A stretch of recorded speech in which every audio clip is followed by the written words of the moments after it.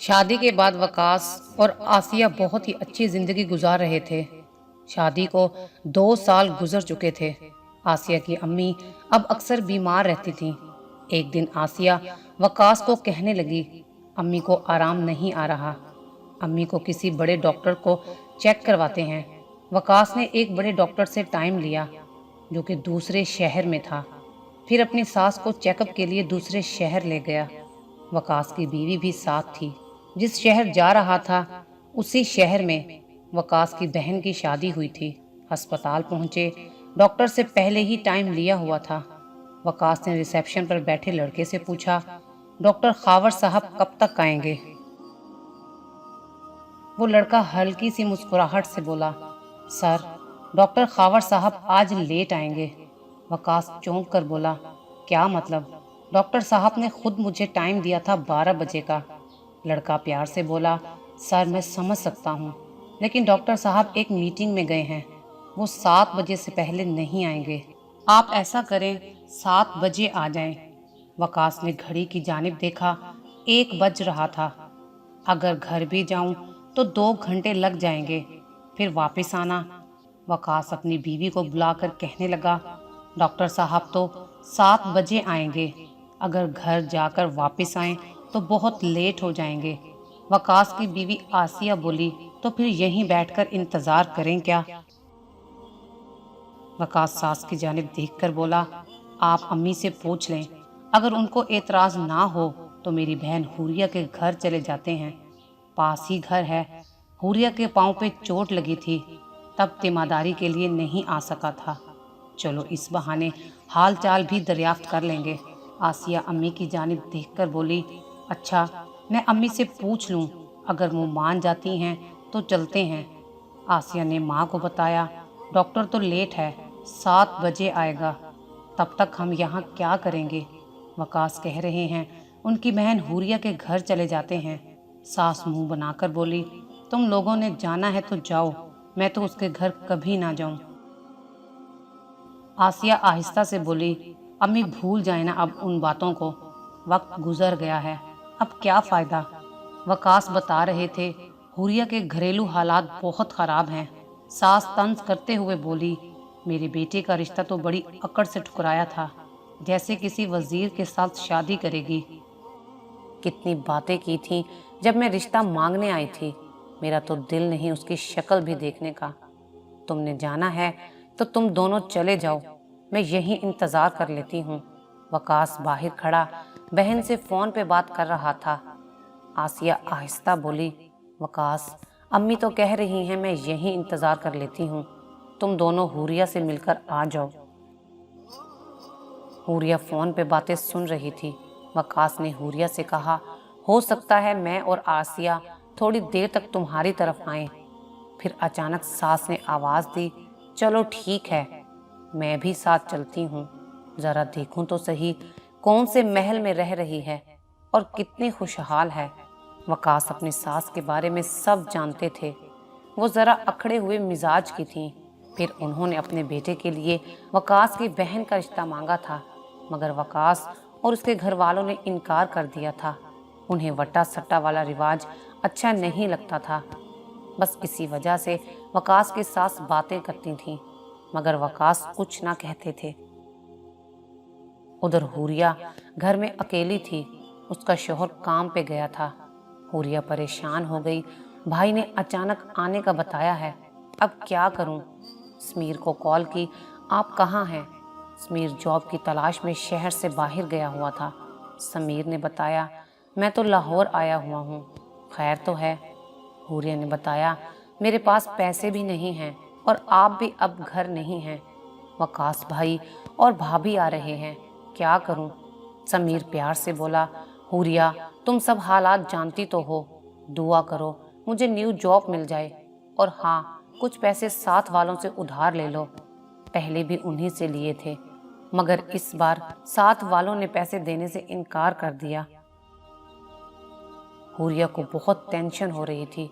اس نے فریج میں دیکھا، ایک آم پڑا ہوا تھا اور دودھ کا ایک ہی گلاس تھا۔ حوریہ نے کہا، چلو 2 گلاس جوس آرام سے بن جائے گا، برف زیادہ ڈال لوں گی۔ اتنے میں دروازے پہ دستک ہوئی۔ حوریہ نے دروازہ کھولا، وقاص نے سلام کیا، سر پہ ہاتھ پھیرا، گھر میں داخل ہوئے۔ یہ کیا؟ وقاص نے تو کہا تھا ہم 2 ہی آئیں گے۔ ساتھ وقاص بھائی کی ساس بھی آ گئی۔ حوریہ کچھ پریشان ہو گئی۔ اب کیا کروں؟ میں نے تو مشکل سے 2 گلاس جوس ارینج کیا تھا، تیسرا کیا کروں؟ پہلے ہی برف اور پانی ملا کر گزارا کیا تھا۔ ساس حوریہ کو دیکھ رہی تھی۔ حوریہ نے واشنگ مشین لگائی ہوئی تھی، کپڑے دھو رہی تھی، تھوڑی سی حالت بگڑی ہوئی تھی۔ ساس طنز کرتے ہوئے بولی، اتنے کپڑے کس کے ہیں؟ شہر میں دھوبی کی دکان تو نہیں بنا لی؟ حوریہ مذاق میں بات ٹال گئی، نہیں خالہ، سمیر ایسے کام نہیں کرتے۔ حوریہ کچن میں گئی، پریشان تھی اب کیا کروں؟ جوس تو صرف 2 گلاس ہیں۔ بھائی نے ساس کے بارے میں بتایا ہی نہیں کہ وہ بھی آ رہی ہیں۔ اگر اس کو پتہ چلا تو میرا بہت تماشا لگائے گی۔ حوریہ نے 2 گلاس جوس ایک ساس کو دیا اور بھابھی کو، پھر 1 گلاس بھائی کی جانب بڑھایا۔ بھائی یہ لیں آپ کی فیورٹ کولڈ ڈرنک اسپرائٹ۔ وقاص نے مسکراتے ہوئے گلاس پکڑ لیا۔ وقاص نے جب گھونٹ بھرا تو چونک گیا، یہ تو پانی ہے۔ وقاص سمجھ گیا تھا ضرور کوئی وجہ ہوگی جو حوریہ نے مجھے پانی کا گلاس دیا ہے۔ وقاص پوچھنے لگا، اچھا تو سمیر کہاں ہے؟ اس کا کام کاج کیسا چل رہا ہے؟ حوریہ آہستہ سے بولی، سمیر کہہ رہے تھے انشاءاللہ ان کو کمپنی والے پروموشن دیں گے۔ اتنے میں ساس وقاص سے کہنے لگی، وقاص یہ جوس بہت ٹھنڈا ہے، مجھے تم اسپرائٹ دے دو۔ ویسے بھی اسپرائٹ میرے معدے کے لیے بھی ٹھیک ہے۔ حوریہ گھبرا گئی، وقاص کی جانب دیکھنے لگی۔ وقاص بھی چپ ہو گیا۔ وقاص نے حوریہ کی جانب دیکھا، پھر مسکرا کر بولا، ساسو ماں میں نے آدھے سے زیادہ تو پی لی ہے۔ حوریہ تم ایسا کرو، امی کو دوسرا گلاس لا دو۔ حوریہ بیچاری گھبرا کر اٹھنے لگی تو وقاص بولا، تم بیٹھی رہو، پاؤں کے زخم کا خیال رکھا کرو اور زیادہ نہ چلا کرو، میں لے آتا ہوں امی کے لیے اسپرائٹ۔ وقاص جلدی سے اٹھا، کچن میں گیا، فریج میں کچھ بھی نہیں تھا۔ وقاص سمجھ گیا تھا پانی دینے کی وجہ یہی تھی۔ وقاص نے خالی گلاس نیچے پھینکا۔ گلاس ٹوٹنے کی آواز سن کر حوریہ جلدی سے اٹھی۔ وقاص بھائی کیا ہوا؟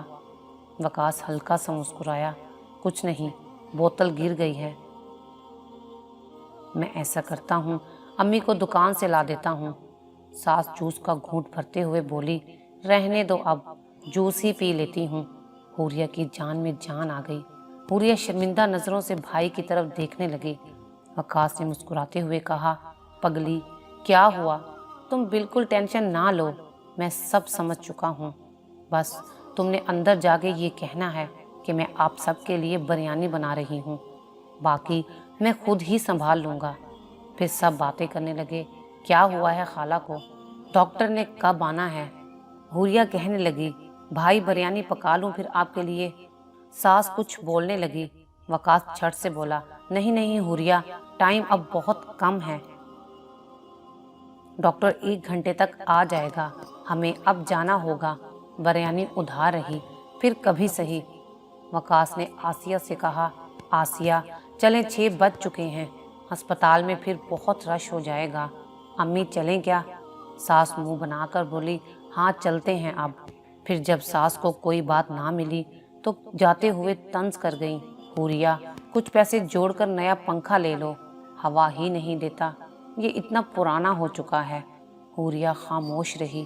جاتے ہوئے بھائی نے سر پہ ہاتھ پھیرا اور ہاتھ میں مصافحہ کرتے ہوئے 5000 روپے چپکے سے میرے ہاتھ میں تھما دیے اور آہستہ سے بولے، اسپرائٹ بہت مزے کی تھی۔ پھر میں مسکرانے لگی۔ بھائی نے دعا دی، خوش رہو اور اپنا خیال رکھا کرو، میں پھر چکر لگاؤں گا کسی دن، اور سمیر کو ساتھ لے کر آنا کسی دن، تم لوگوں کے لیے کچھ سامان لے کر رکھا ہے۔ حوریہ کی آنکھیں نہ جانے کیوں نم ہو گئی تھیں۔ وقاص بھائی نے آنسو صاف کیے، پاگل خوش رہا کرو۔ اس طرح پیارے بھائی نے میری مالی کمزوری پر پردہ ڈالا اور میرے ساتھ ہمدردی سے مدد بھی کی۔ بھائی تو بہنوں کی جان ہوتے ہیں، بہنوں کا مان ہوتے ہیں، بہنیں کب سارا سنسار مانگتی ہیں بھلا۔ भाई की थोड़ी सी मोहब्बत ही कुल कायनात होती है बहनों के लिए। हर भाई मेरे भाई वकास जैसा हो जाए तो कभी बहनों की आंखें दुख के आंसू से नम ना होंगी, कभी बहनें लावारिस ना होंगी। बहनों के चमकते धमकते चेहरे देखने वाले होते हैं जब वो भाई से मिल रही होती हैं। उनके चेहरे की रौनक काबिल दीद होती है। और जब भाई करीब पहुंचकर उसी शहर में पहुंचकर ना आने का कोई बहाना बता दे तो एकदम खामोश सी हो जाया करती हैं बहनें। बहनों से शफकत मोहब्बत हमदर्दी किया करें कि वो बाप का अक्स भाई में देखती हैं।